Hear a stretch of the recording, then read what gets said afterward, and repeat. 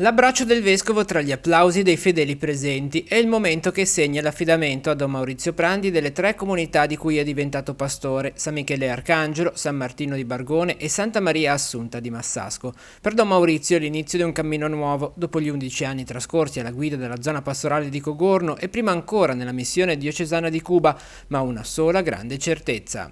Lo smisurato amore di Dio. Sento che questo smisurato amore di Dio riempie la vita di ognuno di noi.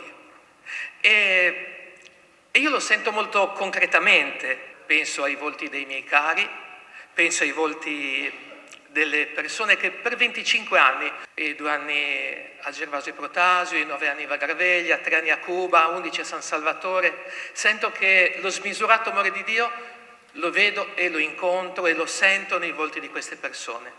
Lo smisurato amore di Dio lo sento oggi nei volti e nella vita delle persone che mi accolgono nelle loro comunità.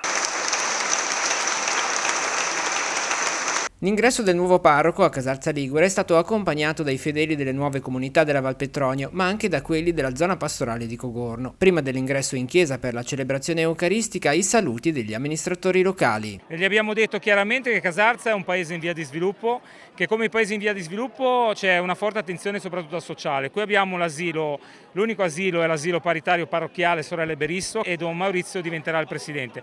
Per cui saremo leali collaboratori come abbiamo fatto in questi tanti anni. Io volevo anche ringraziare di cuore Don Stefano perché ha lasciato veramente un segno importante, anche in silenzio ha dato anche una mano a tante persone che bussavano sia alle porte della parrocchia che quelle del comune. Come comunità di Cogorno noi ringraziamo, abbiamo detto ciao a Don Maurizio perché non abbiamo voluto dire arrivederci, nemmeno vogliamo dire ciao e grazie di quello che ha fatto per la nostra comunità, per le nostre comunità parrocchiali ma anche per la comunità sociale di Cogorno.